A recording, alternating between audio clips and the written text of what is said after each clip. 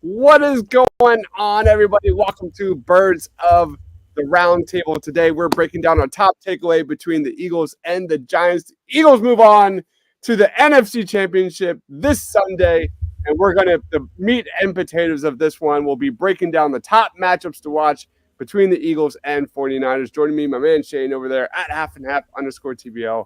What is up, Shane? What's up, Dives? Normally I record Chalk Talk right after this show, but Mark and I recorded Chalk Talk this afternoon, so I got to try out all my Eagles talking points there as the dry run. So this should be a good show. Love it, love it, love it. And the Ryan Reese of Philly Sports Alliance at Philly Sports PSA. Go check him out on Twitter. What is up, Ryan? Not much, man. I am so pumped for this game on Sunday. I cannot wait. Last week I thought was a long week, but man, this is already the longest week ever. Absolutely. We have a lot to talk about here about the 49ers. So, guys, if you're watching us live, be sure to like, comment, subscribe, talk with us. We're going to be also watching Eagles versus 49ers on Madden 23 and reacting to that as well. But before we jump into the bulk of this show, let's talk about number one takeaway from the Giants game. Lead us off, Shane. I mean, it's got to be 38-7 on the 5-year anniversary of Yes. 38-7, right? The Eagles kicked that field goal to go up 31-7, and I just tweeted out that, it'd be nice if the defense could just get a pick six or something. Like, give me that garbage time touchdown to get to 38-7, and then it came via a Kenny Gainwell rushing touchdown. So 38-7 on the 5-year anniversary of that same score over the Vikings to go to the Eagles' only Super Bowl win. The vibes are great in Philly right now. Love it. What about you, Ryan? Yeah, I mean, it was I know we all kind of came into this game worried about the health of certain players and, maybe some rust or whatever. Whatever your concerns were, they quickly squashed them. And honestly, it was kind of a boring game. I was there in the stands, and before I knew it, the game was already over. It was great to see the dominance. The dominance starts and ends. I mean, I like the Jalen Hurts thing. Like, good to see him back. I thought, even though his stats weren't, eye-popping, I thought he was in full command of the offense, extremely efficient. I didn't see any issues with the injury. But my main takeaway was the dominance of the Eagles' offensive line. Oh, yeah. Lane Johnson, Jason Kelce just throwing dudes down. Jordan Mailata, I put out a video of the Eagles' offensive line, just consistently in that second level. Landon Dickerson, Isaac Seumalo. This was, to me, the most dominant performance from the Eagles' offensive line by far. You look at kind of how good they were. They made Dexter Lawrence be an absolute nothing in that game. I don't even think I heard his name once during the entire game. It was just an utter shit show. The way they just controlled the line of scrimmage was so impressive. They were out for a vengeance in that game. And that's the takeaway. If as good as the Eagles defensive line was, and we're going to break down that with the 49ers offensive line, for me, the Eagles offensive line was the star of the show. Jeff Stoutland, University, all day, every day. That's my main take. Any other reaction to that before we move on? Yeah, the interior offensive line held Dexter Lawrence and Leonard Williams to 2 pressures and 3 run stuffs all game long. I mean, the Eagles had 150 yards rushing before contact in this game. That's happened 6 times this season. 3 of them have been the Eagles doing it. It's just incredible. They ran inside zone rushes 33 times, and they averaged 4.6 yards before contact. Just the same play 33 times, 4.6 yards before contact. Just utterly dominant performance by the offensive line. And 2, dominant performance by James Bradbury and Darius Slay. They combined to allow 2 receptions on 7 targets for 7 yards with an interception, a passer rating of 0.0. Just incredible stuff. Yeah, it was just a masterclass. I thought that was the best performance of the season. And they're as good as they've been. I mean, they've been arguably the best unit in the NFL all season long. But that was collectively the best performance I've seen Yeah. from them, at least on my take. Like that was watching the tape and going through that again was even better than I ever thought it was. The way they pull and everything was just so masterclass. Let's jump into Eagles versus 49ers. We have a lot to talk about. Should we do a quick take on Cowboys versus Niners before we jump into this one? Does anybody have anything they want to discuss about that matchup? Yeah, I mean, Definitely. the two things that stuck out to me, and just coming at it from a 49ers perspective, I could make fun of the Cowboys for a long time, but I won't. I'll keep it Eagles centric here, but the 49ers ran zone coverage on 95% of their snaps in that game. Now they have been a heavy zone team this year, like 60 something percent, but this was over the top because they knew Dak was struggling to read that out. So this is a zone heavy team.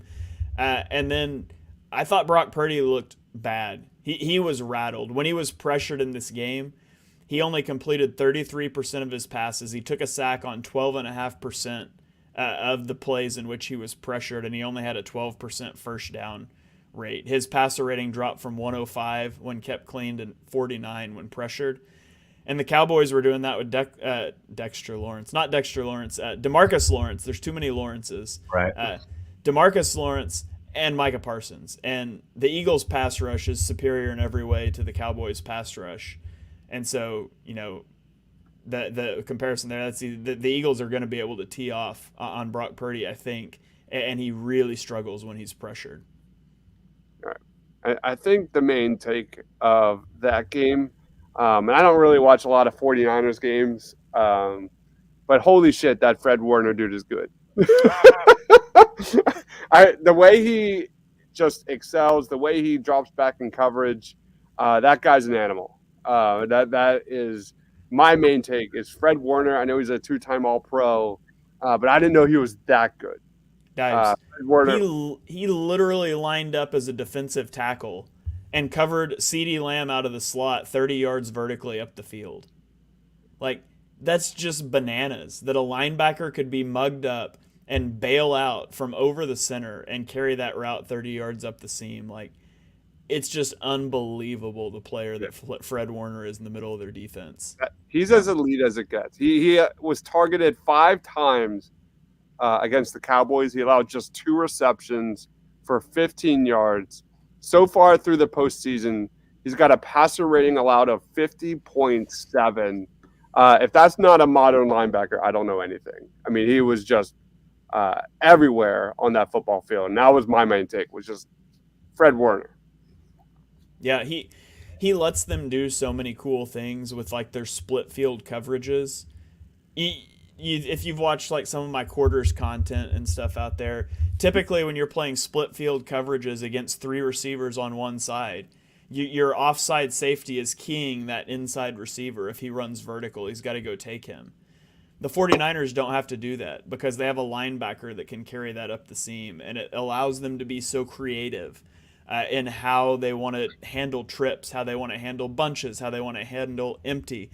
They don't necessarily fall into these predefined rules. They can break all those rules, and Fred Warner makes it work. And so this is going to be a huge game for Hurts, being able to read that out against Warner over the middle of the field. We have John commenting, Hurts usually takes what the defense gives him during zone defenses. Ryan, any take on Cowboys versus Niners? Yeah, I thought, there's obviously been a lot of hype with Brock Purdy. And I thought, honestly, we all know, the stats. He's 7-0 as a starter, and I thought the last 2 games, especially the Cowboys games, he looked, below average, and kind of got bailed out by his defense. I mean, obviously, we all know that the Niners statistically number 1 defense, Eagles statistically the number 2 defense. So it's certainly going to be a battle in that regard, but I just don't think Purdy has really faced a defense that he's going to see on Sunday. And, you mentioned it earlier, the fact that, when he was pressured, he obviously got rattled, and he is going to see even more pressure than he did against the Cowboys. So I'm coming into this game honestly pretty darn confident with the way that we match up. And again, it was evident there against the fact that they went back and forth against the Cowboys and struggled a bit against that defense. So I'm going in pretty happy, pretty confident. So Yeah. Let's talk about that. Let's go to some comments first. Mr. Rudy Poo says, "Gotta watch Warner and Hufanga's sneaky blitz." Mr. Rudy Poo says, "Looked like Dak missed a bunch of passes in the all-22, and TJ Edwards better be on his A game." Guys, Shane and I were talking about this earlier. Like, I'm weirdly confident about this Niners game. Are you guys feeling the same way? I don't know why. Maybe it's the Brock Purdy variable in this one. Maybe it's the way the Eagles just came out and just destroyed the New York Giants and were well prepared on all levels. What's your emotional state with this matchup? Well, my emotional state is I'm probably going to need a straitjacket by the time the game comes on. But yeah, I think it's honestly, you just mentioned it. I think it's a combination of all those things. The fact that I think we kind of came into this Giants game a little unsure of what we're going to see because obviously Hurts missed a few games at the end of the season, and the Eagles overall didn't look that great. So that image was still kind of fresh in a lot of people's minds. And with all the injuries to major players, we were very concerned coming into this Giants game of, will Lane Johnson last the whole game? Will Hurts be fine with that shoulder? Et cetera, et cetera. And, we definitely had concerns, and they literally answered every single one of them.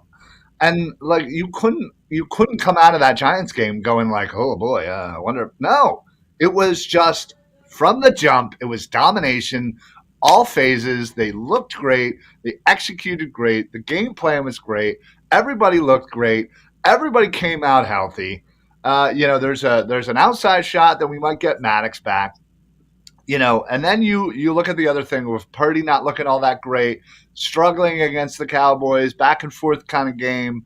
And yeah, I think it's kind of a combination of all these things that have had, at least for me, have me feeling really confident in this game. And I'm not saying by any means we're going to blow them out 38-7, but I think it's going to certainly be a closer game. But I just like the way that we match up. I really do. I just don't think this offensive line and Purdy is going to see the pressure that they have seen in the last 7 games. All those wins. They're certainly going to be in for it. And then behind them with Slay and Bradbury, played amazing last week. And then on the other side, yes, the 49ers have a great defense, but we also have a lot of weapons too. We have a lot of weapons in the run game, in the pass game. We have a much better offensive line. So again, that defensive line is now going up against the best offensive line in football. How are they going to fare? So I'm really confident, honestly. I don't know if I've ever really felt this confident against such a pretty nice and even matchup, to be perfectly honest. What about you, Shane? Yeah, the football analyst in me is more hyped for this playoff game than any playoff game that I can ever remember, because these are the 2 most talented rosters in the NFL, and they're facing off in the NFC title game. You think about the offensive skill positions: George Kittle, Deebo Samuel, Brandon Ayuk, Christian McCaffrey, Kyle Juszczyk for the 49ers. The Eagles have A.J. Brown, Devonta Smith, Dallas Goedert, Miles Sanders. It's a matchup of titans. You think about their pass rushes. Eric Armstead, Nick Bosa for the 49ers are 5th in pass rush win rate. The Eagles are 1st. The Eagles have a dominant offensive line. This is a clash of titans. The Eagles' offense is 1st in points per game and yards per game. The 49ers' defense is 1st in yards per game, points per game. I'm excited to watch it. I think these are the 2 most complete rosters in the NFL. I think at the 2 most important spots, the Eagles have definite advantages, though, and that's at quarterback and then pass rush against the opponent's offensive line. And I think those 2 things stack up, and they swing this pretty heavily, in my opinion, in favor of the Eagles. I love it. Mr. Rudy Poo says Kittle on our linebacker safeties and Christian McCaffrey against Edwards is the matchup to look for. We're going to get to that in just a little bit, Mr. Rudy Poo. We're going to break it down a little bit closer. John says, I was in favor of playing the Cowboys. I agree, man. But after watching how dominant the defense was, Cowboys defense was even on the back end, bring on the Niners, and we usually stop stud running backs. So with that being said, let's jump into top matchups to watch between the Eagles offense and the Niners defense. Shane, lead us off, man. What are you watching? I'm watching the Eagles. Well, first of all, I'm watching Nick Bosa versus Jordan Mailata. Damn it. Nick Bosa is 9th in the league in pass rush win rate. Jordan Mailata is 56th among offensive tackles in pass block win rate. It's been a rough year for Jordan Mailata. A lot of it probably goes to his shoulder injury. And then on the opposite side, if you put Nick Bosa over Lane Johnson, Lane with his abdominal injury or sports hernia or whatever it is, they keep changing what it's called. Yeah, exactly. Yeah, groin, whatever.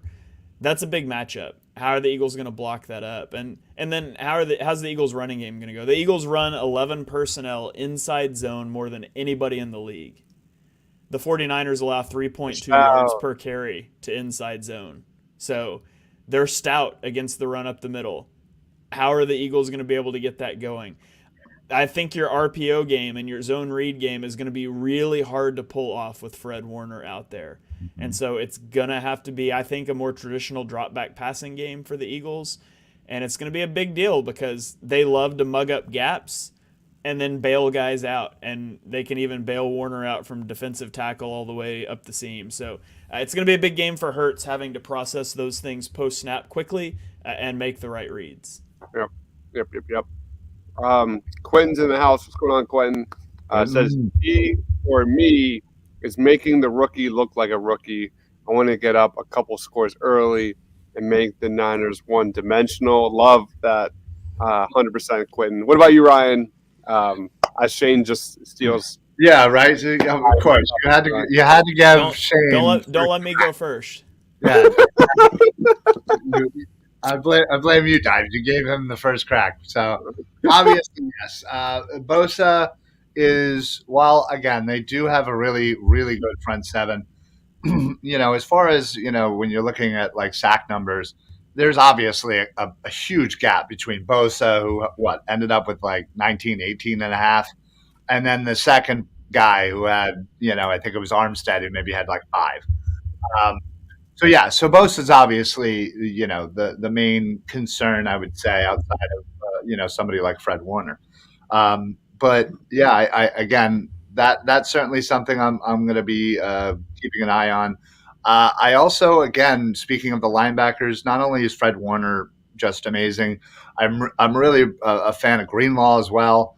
I think he's a nice complement to Fred Warner. So I'm curious as how the Eagles offense is going to kind of, avoid, those linebackers. So I could see them doing a lot more,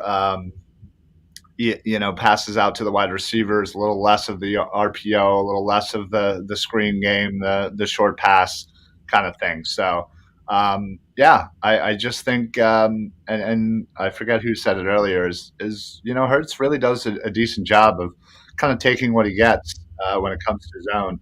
I'm very curious to see kind of the Bosa matchup, and then how they're going to kind of counteract those linebackers for San Francisco. Yep. Nick Bosa versus the Eagles offensive line is going to be a lot of fun to watch.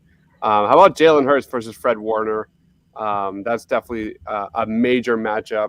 I like this comment here by John saying, wouldn't you say the biggest weakness is the Niners defense versus their cornerbacks? I mean, that's huge because the 49ers have given up 700-yard plus games to top wide receivers this season. Cooper Kupp, Juju Smith-Schuster, Tyreek Hill, Devontae Adams, like the list goes on. Like, so they are definitely that's a huge advantage for like AJ Brown or Devontae to go off against the Niners there. But when you talk about matchup to matchup, and especially what Shane said earlier, like Titan versus Titan, like the Eagles rushing attack versus the Niners rushing defense is one of the biggest storylines there.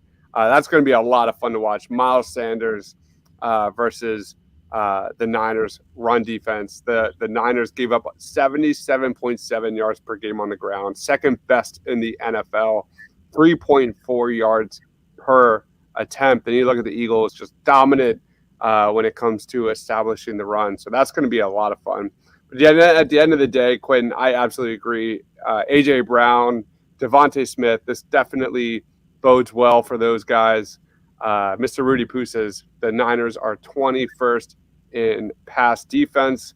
And Quinn says, I feel like Dak should have run more. And that's something really important to talk about too. Jalen Hurts versus Fred Warner. The 49ers haven't really gone up against a true mobile quarterback since week 1, and that was Justin Fields. So that's definitely an area where perhaps they could expose a little bit because they're not used to doing so. So those are some main areas. Anybody else have anything they want to bring up? Yeah, I think pushing the ball downfield to the point about the outside corners is a big point that favors the Eagles, assuming they can block it up, but it doesn't even take that much blocking for Hurts to throw a 9-ball to A.J. Brown or to Devonta Smith. And Hurts has the most touchdowns and the highest passer rating in the NFL when throwing over 25 yards this year. And the 49ers defense is bottom 5 in defending 25-plus yard passes. So that's a definite thing to exploit. Throwing outside the numbers, deep down the field, that's been a place the 49ers have been vulnerable this year.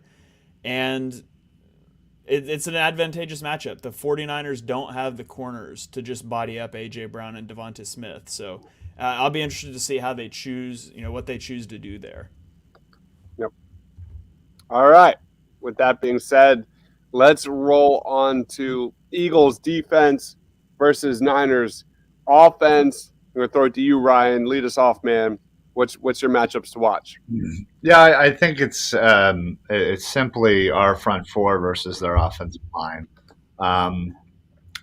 We've obviously been a very good team at getting to the quarterback. Their offensive line, while yes, they have Trent Williams, who listen, Trent Williams is a great tackle. He's been doing it for a long time. I personally think he gets a little overhyped. I personally would still choose Lane Johnson, even though, again, he's on the right side, but whatever. And I'm not biased at all. But, I think that pressure that offensive line is going to be feeling versus, our front four and the pass rush. I just think we're going to be able to get to Purdy and we're going to be able to put pressure on the kid and we're going to see exactly what he's made of. And, again, as you said, he did not handle it well the last couple of games when under pressure. So I'm really curious just to see what it's like when he has even more pressure because the Eagles are going to come with it if they're smart. They don't necessarily blitz a lot. They don't need to. But they as long as they're getting pressure, that's what I want to see. And then the other thing is TJ Edwards. I think this really could be a statement game for somebody like TJ Edwards. He's a pending free agent. He's got a tough task. This week against not only George Kittle covering the middle, who had a great game last week. But, the running backs obviously get to the second level quite a bit. Not only do they have McCaffrey, but Elijah Mitchell is back. They were sprinkling him in. He looked pretty great, last week. So I'm definitely going to be focusing on the pass rush, but also TJ. I'm going to go before Shane because that's smart. First, some comments. Rudy Boo says, Marcus Mariota did really well with the RPO against the Niners. I'm going to actually go into that. I might actually watch that, Rudy Poo. I might make a video of that. That's really interesting to me. 49ers haven't faced this unique variation of RPO with this abundance of skill players. And this is kind of going into my top thing I'm watching for when I kind of like deep dived into Brock Purdy and watched some videos of him. It starts and ends with protecting the middle of the field. And so my matchup to watch is Brock Purdy / George Kittle versus Jonathan Gannon. Like that's there you go. yeah. I mean, Brock Purdy's between the number stats are really strong. When he does so, 103.2 quarterback rating, 72+% completion percentage, 6 touchdowns. They're really good. And you look at even deep down further, third down to George Kittle, very good. Brock Purdy has a 72+% completion percentage, 6 touchdowns to 0 interceptions, and George Kittle is among the league leaders in third down receptions for a first down. So taking away the middle of the field for the Eagles defense is going to be absolutely critical. And the guys I'm looking at, Chauncey Gardner-Johnson, Reed Blankenship has been pretty solid. Coming in, making plays. They're going to get tested. They're really going to get tested with this team because when you look at the stats, like it was like 57% minus last game. I didn't chart that one, but 57+% of Brock Purdy's throws come down the middle between the numbers. So that's where I was looking at. Go ahead, Shane. Yeah, so San Francisco's offense is just very unique. They run 21 personnel, which is 2 running backs, 1 tight end, at the highest rate in the league, 43%. But they're not it's not an I formation team, right? You've got Kyle Juszczyk, who's a fullback, or is he a running back, or is he a tight end? You've got George Kittle, who's a tight end, or he's a slot receiver, maybe he's a boundary receiver. Deebo Samuel can be out wide, or he can be in the backfield. Christian McCaffrey can go not just into the slot, he can run a full route tree. And so, they are a truly positionless team. And then they motion on 71% of their plays, which is the second highest rate in the league. And so it stresses your coverage rules out so much. Like, they come out in 21 personnel. Are you going to come out in like a base 3-4 or base 4-3? Well, because they could come out in 21 personnel and they could be in an empty set. And then what do? They can come out with, Deebo Samuel or Christian McCaffrey in the backfield, and then they motion them out, and all of a sudden you've got to push your coverage rules. And it's not just that we motion to empty, it's that I motioned a guy who can run every route in the playbook. Like, if the Eagles motion Miles Sanders out into the slot, he's going to run one of 3 routes. You're not concerned about it, but it puts so much stress on your coverage rules, your coverage checks. And so that's going to be a huge thing to watch in this game. Now, Christian McCaffrey is dealing with a calf injury. He wasn't particularly effective or played a ton in the Cowboys game. And so that'd be huge for the Eagles because you're not worried about Elijah Mitchell in that way. But the issues that they can present before the snap, the way they can change the picture on the Eagles defense is really going to put the Eagles' communication on the back end of their defense to the test. Now, they've been great at that this year. They have not faced a team that can change the picture like the 49ers can. And so that's going to be fascinating for me to watch just from kind of an X's and O's standpoint, what they do to try to confuse the Eagles secondary and if the Eagles secondary takes the bait. And then beyond that, they're very much a 21 personnel outside zone running team. The Shanahan system, it's outside zone flow, it's motion, it's all of those things. The Eagles allow 3.2 yards per carry to outside zone. So, the Eagles are an inside zone team against a team that stuffs inside zone. 49ers are an outside zone team against a team that stuffs outside zone. If you want to run on the Eagles, you do it up the middle, and that's not what they do. So, are they going to change what they do? Maybe they should. Maybe they should be trying to run more, through the A gap, the B gap, because that's where the Eagles are vulnerable. But do you really want to change your identity in a conference championship game? It's just fascinating to me, all the little nuances that are going to go into this game plan on both sides of the ball. And then, of course, you get into the obvious pass rush stuff that we've talked about. Trent Williams, you guys mentioned, just fantastic football player.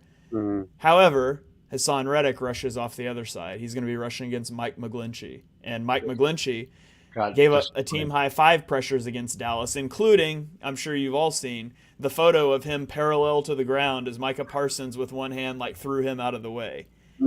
That's who Hassan Reddick gets to go against now. So that's going to be fascinating to watch. I really just think for all the matchup issues that Kittle and Ayuk and Christian McCaffrey over the middle can give Kazir White and TJ Edwards, it's just the pressure. Being able to get pressure with 4, sometimes with 3, I think is going to do so much to rattle Purdy in this game. And when you play defense with the style in which the Eagles do, where you're going to force teams to go on 10, 12 play drives, is Brock Purdy going to be able to drop back 8 times in one drive against this pass rush without getting sacked, without being pressured, rattled into making a bad decision? I don't think so. I think he's coming into a playoff environment he's never been in before. Wow. Obviously, they haven't gone on the road in the playoffs yet. They played a good Dallas defense. They played them at home, and the Dallas defense isn't as good as the Eagles defense.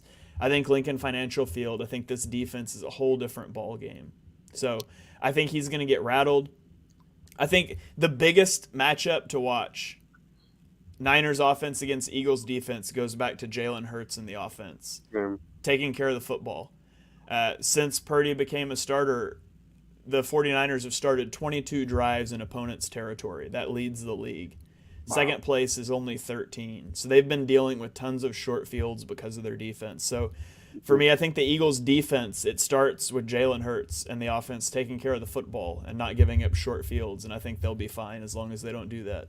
I want to talk about that because, this game can be boiled down to turnovers, because you have the number 1 turnover margin team in the NFL in the 49ers, number 3 turnover margin team in the NFL in the Philadelphia Eagles. Yeah, there are a lot of throws that Brock Purdy probably could have had picked off against the Cowboys. But if there's anything that maybe he's lucked out in, maybe he's done really well in, as a quarterback for the Niners, is limiting mistakes, avoiding interceptions, and avoiding turnovers, interceptions. So that's it. And that's probably why I'm not so worried about this game, because you look at how they just dominated the New York Giants. That's how I felt in the Giants game. If they avoid the self-inflicting wounds, they should be able to take care of business against San Francisco 49ers, and that's how I feel. I think a matchup to watch is the 12th man. This is going to be a hostile environment in Philadelphia, something Brock Purdy, I don't know, is going to be able to manage through. It's going to be a different animal. I can't even imagine, Ryan. Because I haven't been to a game in a long time. That stadium is going to be going crazy with this 4-man dominant pass rush with Josh Sweat and Hassan Reddick. Yeah, I mean the crowd absolutely makes a difference in that stadium, and yeah, I mean obviously by halftime I think we were all just oh, all right, well this game's over. But the first half was, let me tell you, it was loud, it was rocking. I felt like my feet were shaking underneath me.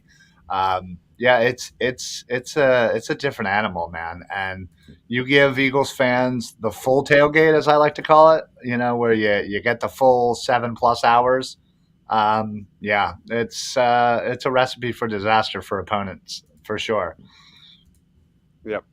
Anybody else have any other do we want to go into a little further of Debo and Ayuk at all versus D. Slay and Bradbury? I mean, that's obviously they didn't do much against the Cowboys, but I think just a quick note talk into those guys is yards after the catch. I think they're 5th in the NFL when it comes to yards after the catch.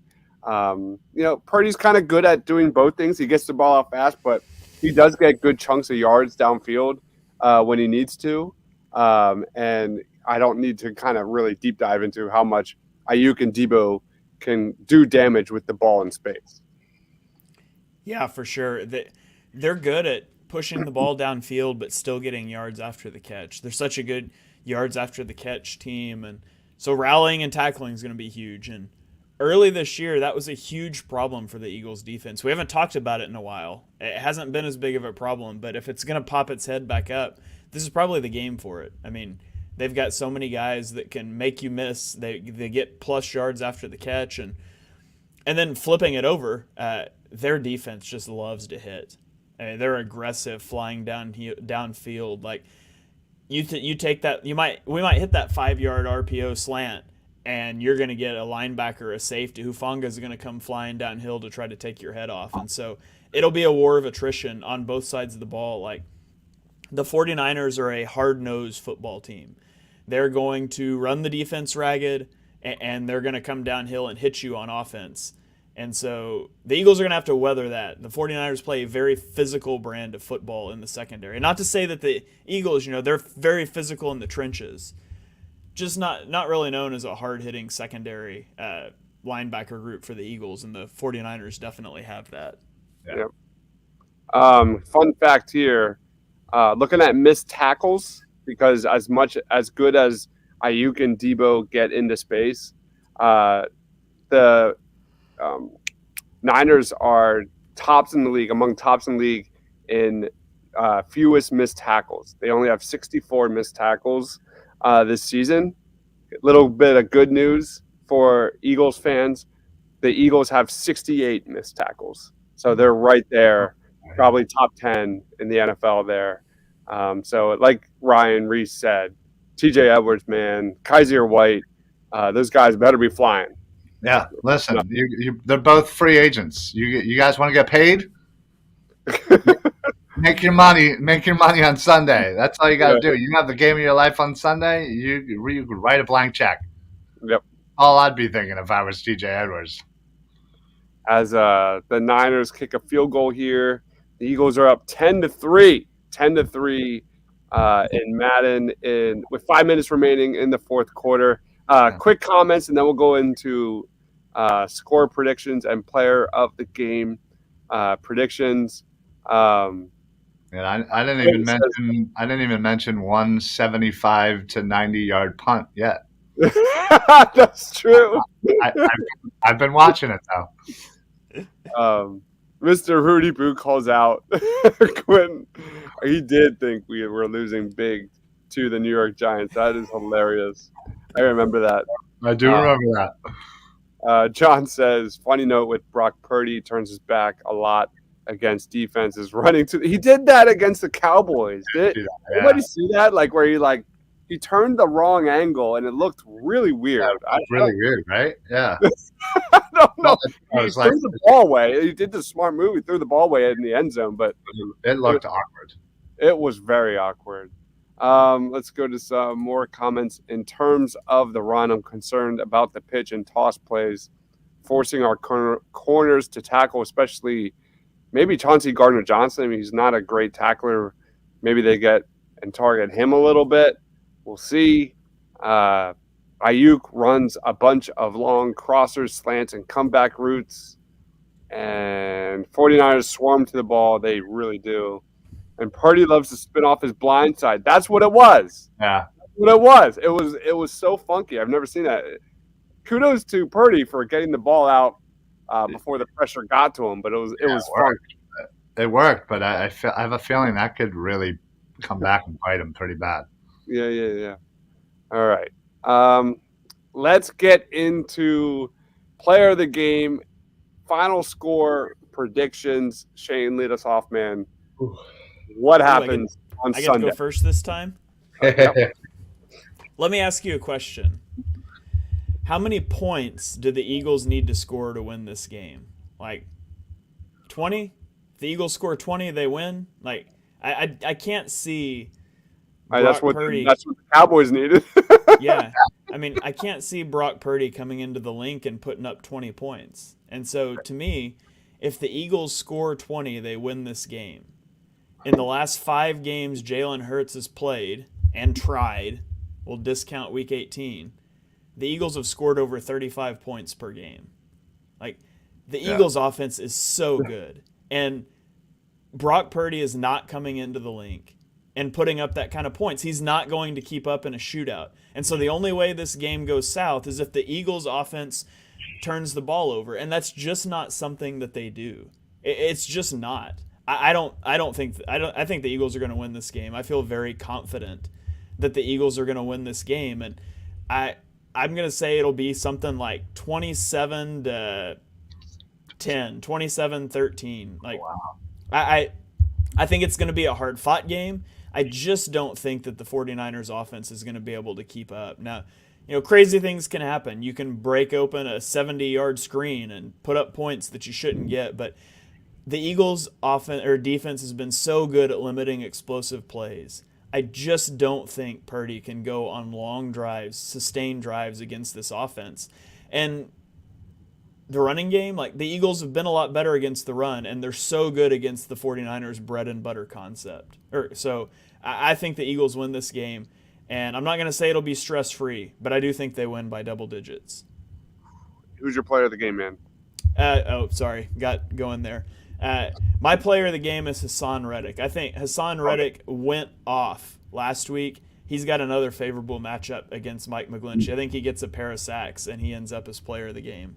Nice. Talk about setting the freaking tone in such a big game in that divisional round, man. That was when he got.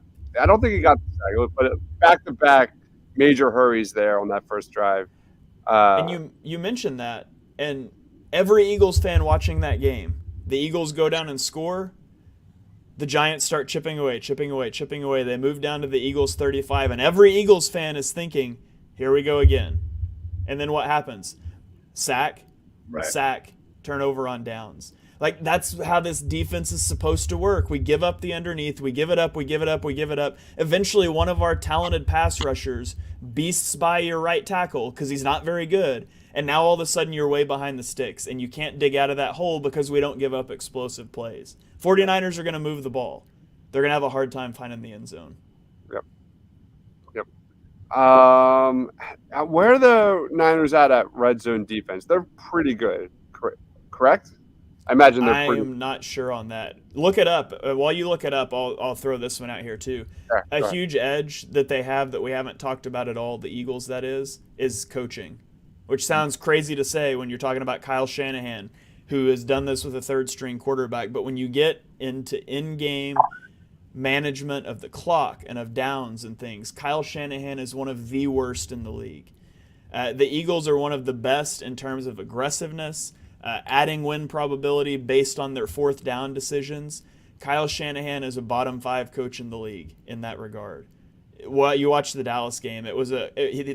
He and Mike McCarthy put on a clinic of how to be cowardly on fourth downs and kick field goals and punt from the 40-yard line on 4th and 5. Like, those things add up. In a game where the teams are so evenly matched, those things add up. And when it comes down to it, Nick Sirianni will go with the analytics and he will be aggressive. And Kyle Shanahan's going to kick field goals. And you're not going to come into Lincoln Financial Field and win kicking field goals against this Eagles offense. This might be the matchup to watch here because as good as the Eagles' red zone offense is, how about this, guys? The San Francisco 49ers are tied for second best in fewest points and number 1 in fewest yards in the red zone as a defense. I mean, you talk about strength on strength when it comes to the Eagles' rushing offense and their defense. Wow. I mean, their red zone defense is elite as well as elite as the Eagles' red zone offense. That's really fun. That is really cool. That could decide the problem. That could decide the game. The problem is the Eagles are. I mean, they've been so dominant, getting touchdowns, rather than the Niners getting field goals. We'll see. We'll see. What about you, Ryan? Who's your player of the game prediction, score prediction? I think again, my confidence here is at an all-time high. I think it's going to be a one-score game, but I think it's kind of going to be one of those, where we're probably up by 10. They opt to go for the field goal and the onside kick late, and we end up winning 27-20. Okay. I think while these are two very good defenses, number 1 and number 2 in the league, their offenses are just so explosive, and you know when you have explosive offenses versus great defenses, something usually happens to where one of those unexpected kind of long plays. So that's why I kind of think the score might be a little bit higher than maybe some. But honestly, as far as my MVP, I'm going to go with AJ Brown. Love it. I think Love it. he was a little personally upset with with himself, with the game plan, whatever. Last week, he didn't really get a lot of touches as much as he wanted. So I can only imagine that he and Jalen had a nice conversation this week and saying, "Listen, throw me the ball, man. I got this. I'm going 2 touchdowns for AJ Brown, over 100 yards. He is going to light up the DBs for San Fran." And yeah, we're going to talk about this performance for a while, I think. Very, very good. 27-20. Is that what you said? 27-20, yep. Quinn, I hope that's reverse psychology, man. Yeah, just seriously, I'm fine with that because you did it last week. And come on, man. I thought we were cool. That's like the playoff beard thing. If you pick against the Eagles and they win, you have to continue picking against the Eagles. Right, you're right. I respect it. Yeah, yeah. Thanks, I love Quinn. that. I agree. I think overwhelmingly, the Eagles' offense is just so much better at the end of the day. I feel like the Eagles' defense and the Niners' defense is great. It's just at the end of the day, I think the Eagles' offense will be too much. I think Jalen Hurts is too locked in. This is what makes me nervous, though, as an Eagles fan. I can't help it. Because I thought the Giants game was going to be super close. Right. I think I predicted 23-20, and here I'm confident, thinking it's going to be a double-digit win. When that happens, you know what happens. So we have Mac Patty saying 27-14 Eagles win. Mark my words. I love it. I feel more confident about this game than I did the Giants game. Yeah, agreed. That's weird. And it's because, well, it is, but it's not because you hadn't seen the Eagles look good since before Christmas, right? Yeah, they struggled in the Bears game. He got hurt. He's out 2 games, the Week 18 game, and then you've got the bye week while you watch these other teams play and you see Daniel Jones look good against Minnesota. And it was so much of, we forgot the Eagles are really good. The Eagles are the best team in the NFL. We forgot that because you hadn't seen it in so long. And for me too, a big part of it came in. I said last week on the show that I would either relax a lot or get really worried during the first drive based on if they were designing runs for Hurts and how Lane looked. Exactly. And Lane looked fine. Yep. He grabbed at his groin once, but then he just manhandled people. And they designed a run for Hurts, and I was like, that's it, I'm good. And it's the same thing this week. That worry is gone for me now. I'm no longer worried about Hurts' shoulder. I'm no longer worried about Lane. True. And so now I'm just back to the Eagles have the best roster in football. They're the best team in football, and they're fully healthy. And so let's go. I mean, you're right. It's literally been about a month and a half since we've seen high-quality Eagles domination. And, yeah, that explains a lot, combining with the injuries and everything, of why we probably feel a whole hell of a lot more confident after seeing the domination against the Giants than we did the week before. So I definitely think that factors all into it. And listen, we know we have been dominating the league all year. We've been one of the best teams, if not the best team, for a season now. And yeah, you're right.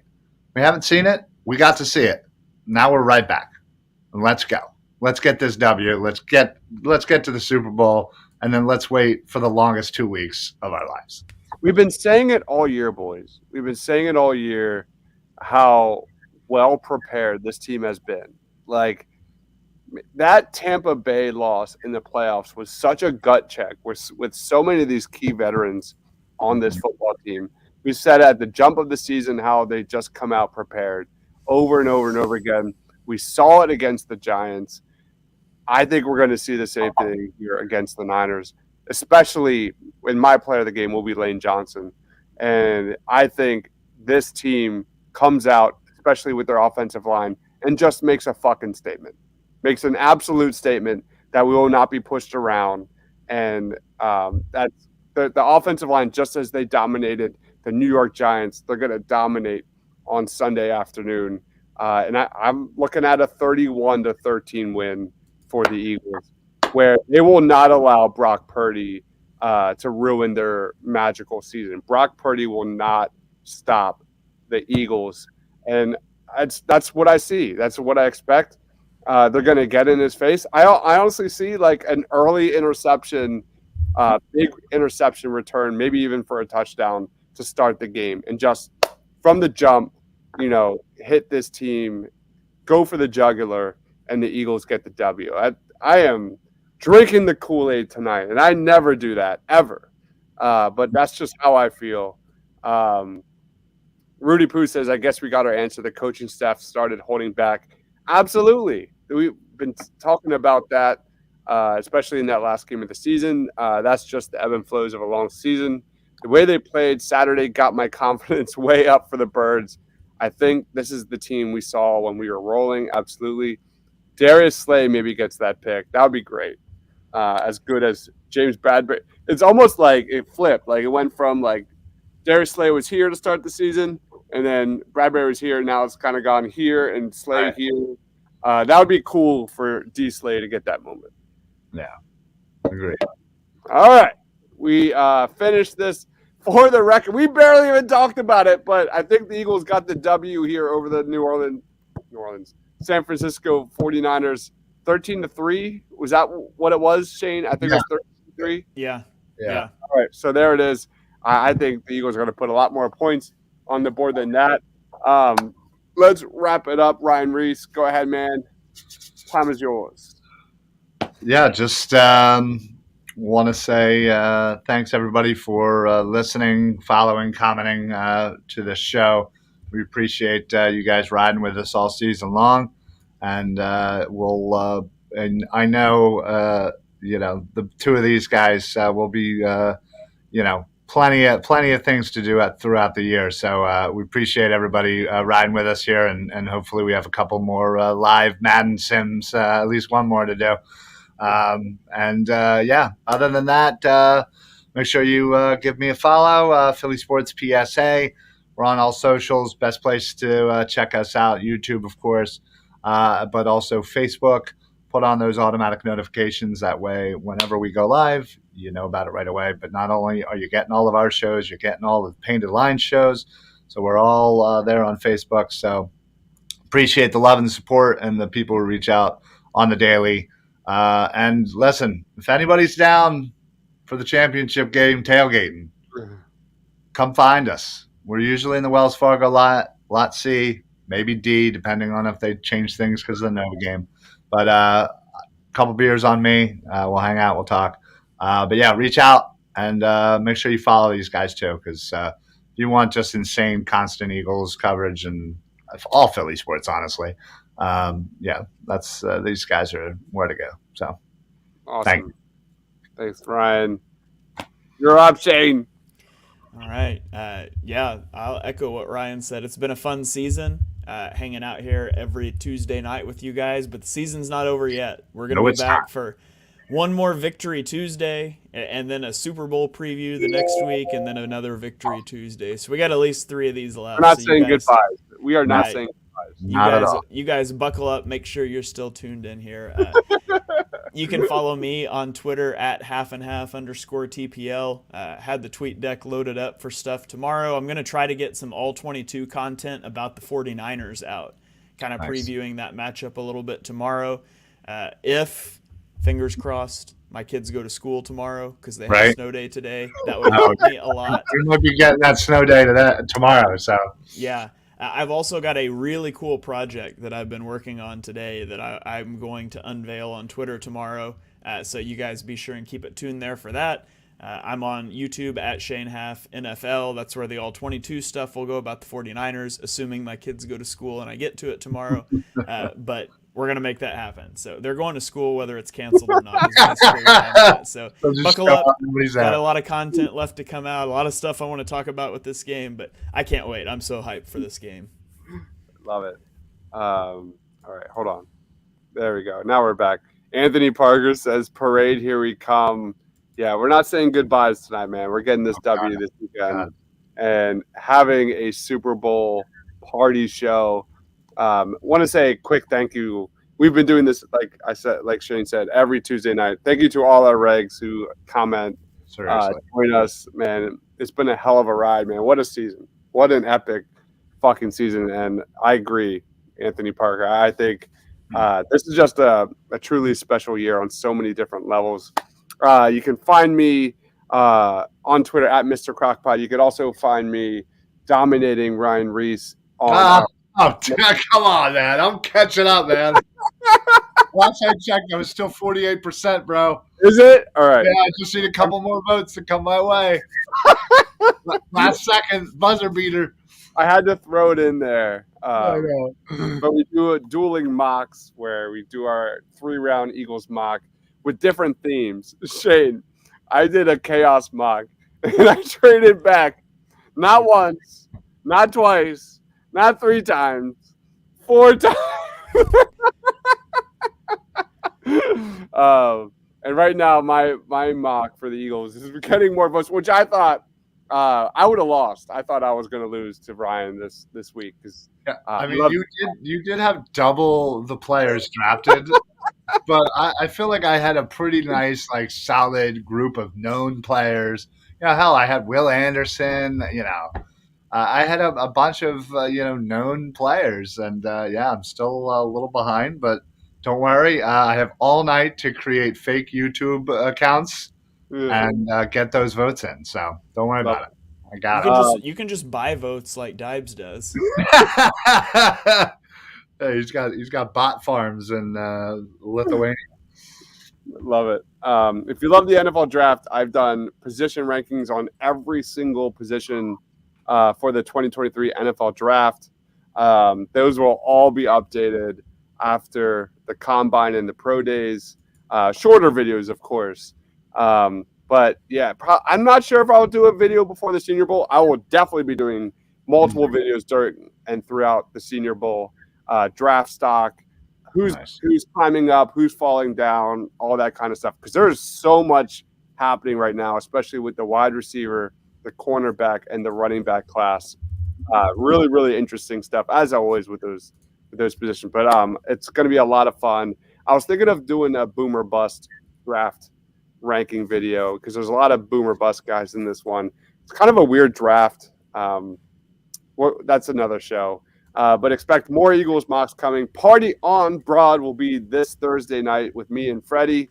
We'll be breaking down everything here, like Eagles and Niners, and just recapping everything about the Philadelphia 76ers.